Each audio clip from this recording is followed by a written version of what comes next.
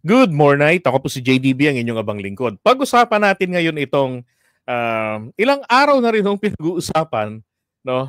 Mapa DDS, mapa pro-administration vloggers. Etong nasa blind item ng politiko. Tandaan nyo, ang politiko din ang kinagagalitan kanina ni Jay Ruiz. Di ba? Ni Secretary Jay Ruiz dahil nga fake news siya. Sabi niya, pwede nyo naman akong tawagan. I'm just one call away. Di ba? Para kunin ninyo yung aking side. Pero ba't hindi nyo ginawa? Dati tayo magkakasama sa mga taga-media, di ba? So, eto na nga yung nangyari. Nabalita. Eto ha. Ayan, sabi rito, bilis ng karma, ambitious executive acts after betraying boss. Yan. Tapos dito sa mga DDS, sabi niya, huy, Presidential Communication Office, buti sinibak nyo na yung nagre-record ng convo ng top officials para mang-intriga. Mukhang mali yung interpretation niya ng information dissemination. Tama, di ba? Eh, kung gano'n naman, hindi naman yun ang hindi naman yun ang tinutukoy doon na ay nako. Pero, maski naman ho kasi si Jay Ruiz binanggit din niya yan eh. And sinasabi naman ni Channel 167, ito ho si Nelson Guzmanos, yung naaresto sa Robinson's Galleria nung na nagbablog sila roon dahil nga po sa kasong bouncing check law, meron siyang warrant of arrest. Yan yun. Sabi niya, Emerald Bukangkang, sinibak na. Sino ang papalit? Eh di yung hari ng Ensaymada Vloggers. Hi, TP. Hindi naman founding member ng si TP ng Ensaymada Vloggers. Baka yung Reyna, alam ko Reyna nila diyan si Maui. Yan sa mga Ensaymada Vloggers. Oh. Alam niyo ako naniniwala ako, sabihin ko na sa inyo, hindi po si Emerald. Hindi po si Emerald.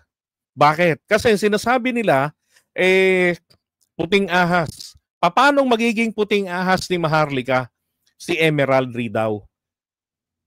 Ilang taon nang hinihiya-hiya ni Maharlika. 'Di ba? Minumura yan ni Maharlika. Paano yan yung magiging kaalyado nila na si Emerald? Hindi ho si Emerald yan. Okay? At sabihin ko na ho sa inyo, yung nangyari po na sinasabi nilang si Emerald yan, kasi sabihin ko na nga sa inyo, nasan si Emerald? Si Emerald ho ay naka-assign sa alyansa, sa kampanya. Dati niyang trabaho yan noong 2021, 2022 kay PBBM. Diba? Mga SOCMED people yan ni na PBBM.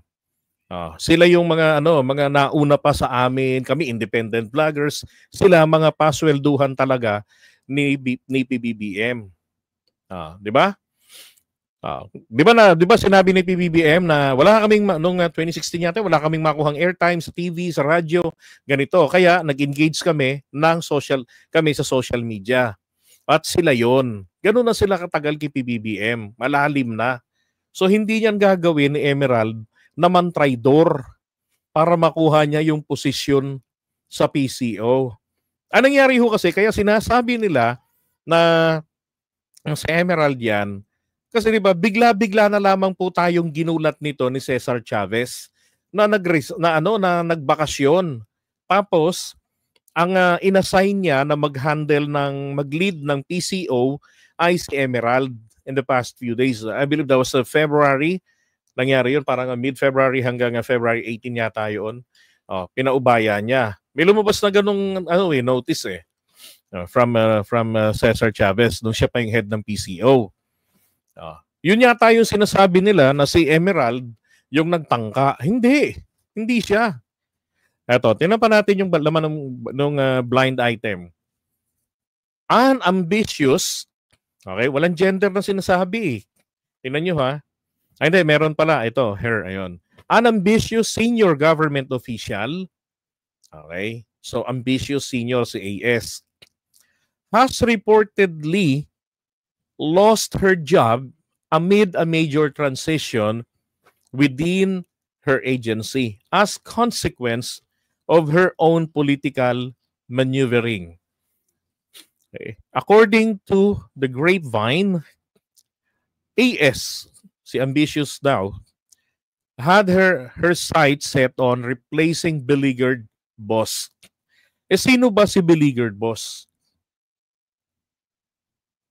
Alam nyo, sa lahat ng mga naging PCO secretary, si Cesar Chavez po ang hindi po nakakaranas ng matinding atake.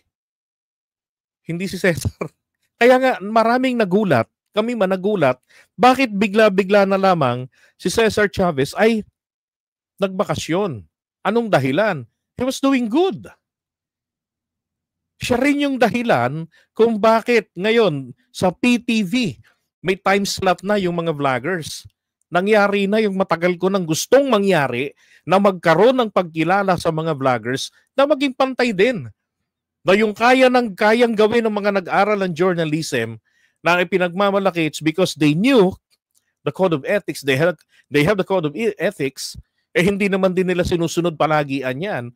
Kung yan lang naman pala ako nga ang kulang, pwede naman niyang ituro, pwede naman niyang matutunan ng code of ethics na yan. And then dun sa tao, you have to take it religiously. Diba? And then mamanifest yan sa yung ginagawa. Yung vloggers, kailangan lang nila training. There was a training, tapos ayun, binigyan sila, sinubukan sila. Na-share ko pa nga nakita yung sa PTV kahapon, umere yung mga vloggers. Diba? Kayang-kaya naman nila, kahit may kita mo sa simula, medyo kinakabahan pa. Nakikita mo sa simula kung sino yung talagang political commentator, sino yung sa video sa street, yung sa street lang sanay na nagbi-video, yung ganon. So, ngayon, sabi rito, and attempted to secure the coveted position by driving a wedge between BB, beleaguered boss, and powerful official. Sino to si powerful official? Di ba? Sino to si powerful official? Alam kong isang powerful official, kung dyan po yan sa Malacanang, si Lucas Bersamin yan. Diyan. Kasi powerful official dyan. The little president. Ito pa. Her strategy, secretly recording powerful official criticizing PBB beleaguered boss performance. Okay, so again, palagay ko lang yan, si powerful official ay si Bersamin, at may karapatan si Bersamin na mag-criticize ng performance ng ibang mga kasama nila dyan. Kasi kasunod na siya primus inter pares, kumbaga. Di ba? Ganun siya ganun kataas yung kanyang posisyon. Kahit na pare-pareho silang presidential appointee, pagdating naman sa pagtitiwala ng Pangulo, Diyos ko po. Diba? Kumbaga sa si San Pedro yan. Huwag kang loloko-loko. Ngayon, sabi rito, si Ambitious, sabi, allegedly sent the audio file to BB, hoping to spark outrage and a confrontation between the two. Yun. So, nirecord niya yung official na mataas, si PO, na pinupunan nito yung performance nung boss nitong si Ambitious lady. Yan, na gusto niya mangyari, magkaroon ng magkagulutong mga to, di ba? AS plan, however, backfired spectacularly. The recording didn't stay with BB, but somehow made its way to PO. So yung recording, pasikreto niyang recording kay powerful official, na ipinasa niya doon sa pinupunan nito na si BB, na si beleaguered boss. Nako, Nung makarating sa kanya, galit na galit daw. Nung malaman yung kanyang pagtataksil. Di ba? Swift retaliation followed with AS reportedly being shown the door. So on the spot po, pinalayas. Okay, sabi rito. Si Emerald hindi. Naandun pa rin sa Malacanang eh. Oo. Siya yung katulad nung dati sa BBM HQ na nakaka-contact ng mga vloggers. For example, Alliance, yung mga venue kung saan pupunta, yun ang hinahandle niya. How would I know? Kasama ako sa GC. Andun siya eh. So, pwede niyong tanongin dyan si Mayora Peng ng Selda 14. I have to speak up para maging malinaw ito. Okay? Hindi ako dikit wala, hindi naman ako dikit talaga sa mga kahit kanino dyan. Yan sa mga opisyalis ng PCO. Although sometimes sinasabi na, bakit si JTB hindi sumasama sa mga lakad ng Pangulo? Yung iba sa inyo sumasama. Tamad ako eh. Alam niyo naman yung issue ko, bakit ayoko sumama. Diba? Gusto ko makasama Pangulo, pero issue ko internet eh. Bakit ba? Ngayon, pinalayas daw po. Pinakita. Parang ganito, nai-imagine ko eh. Siguro binigyan po ng NTE yung notice to explain. Yung mga nag-call center dito, alam yung NTE. Notice to explain. Diba? Tapos punta ron, admin hearing. Ano ngayon? May nakarating dito sa akin na ni-record mo daw ni-record mo daw yung comments ko sa boss mo. Siyempre gulat ngayon ito ni Ambitious Lady.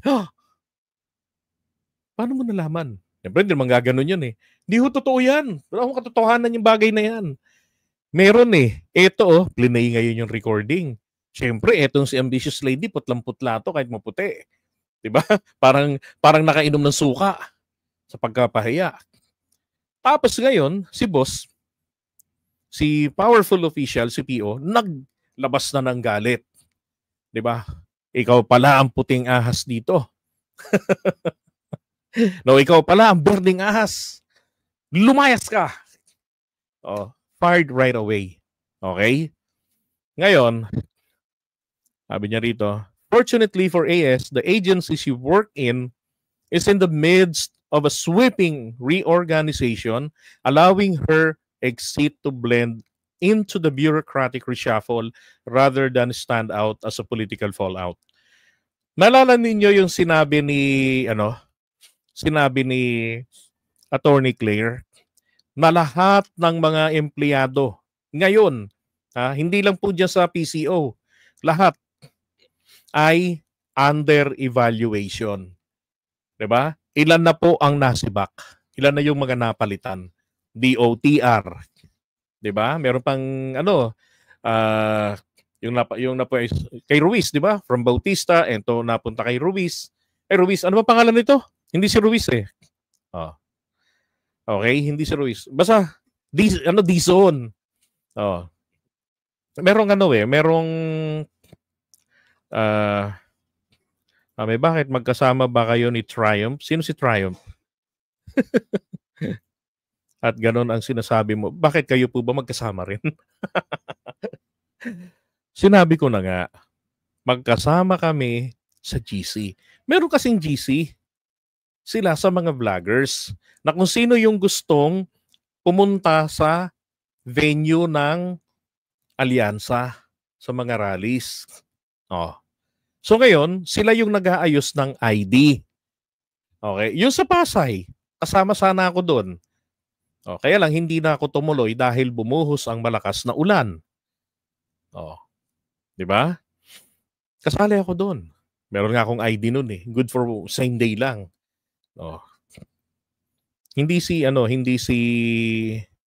Pati DICT, problema rin. Marami. Tama naman kasi kailangan ng Pangulo natin na mag-evaluate ng performance ng mga tao niya. Pero ang totoo, magulo talaga sa PCO ngayon. Magulo.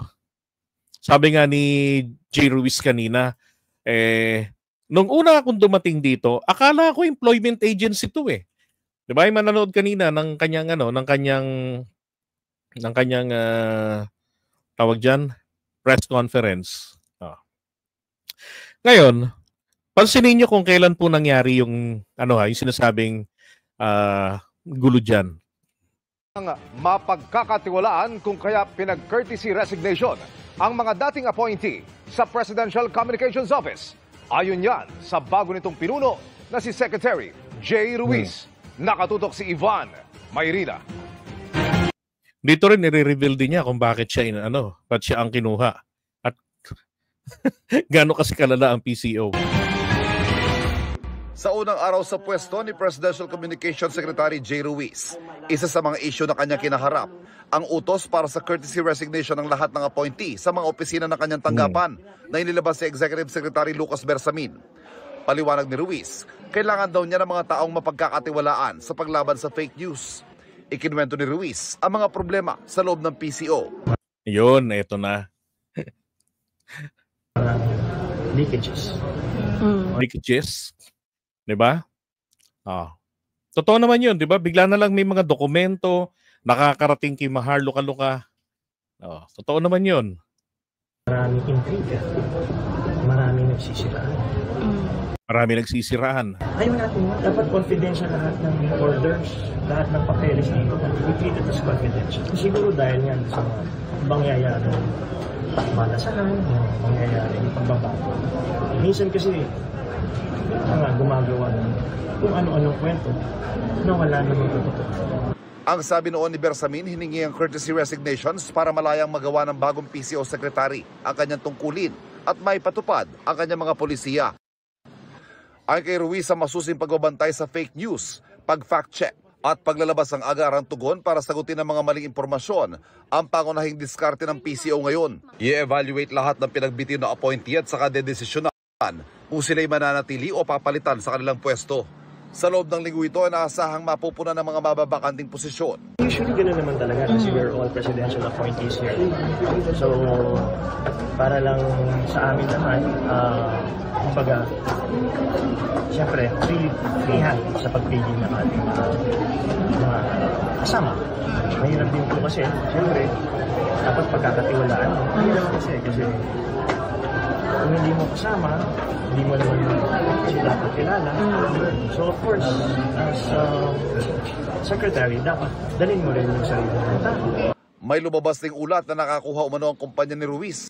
Yun, 'di ba? Sino yung nag-leak ng ganyan na yun nga yung sinagot niya sa yung sinagot niya kanina sa press conference na hindi totoo 'yan. 'Di ba? Yun yung maintriga diyan. Alam nyo, kung bakit sinasabi ko na hindi ako naniniwala na si Emerald yun, bukod doon sa unang sinasabi ko sa inyo, na-assign siya ngayon sa kampanya ng alyansa. Dati niya ng linya ng trabaho niya yan kay PBBM. Siya yung nakakonect sa mga vloggers, SOCMED. At kung yan ay talagang pinalayas, wala na ho yan sa pwesto. Diba? Posibleng yung nangyari pong sinasabi na leakage na yan, that happened before. Yung nangyari na yan. Posibleng posibleng hindi naman po yan sa panahon na to ni Cesar Chavez, baka ho sa dati pa. 'Di ba? Hindi ho kasi nila pinapangalanan. Kaya nangyayari dahil nga naman pinag-iinitan ni Maharlika etong si Emerald na yung nagiging tinuturo nila.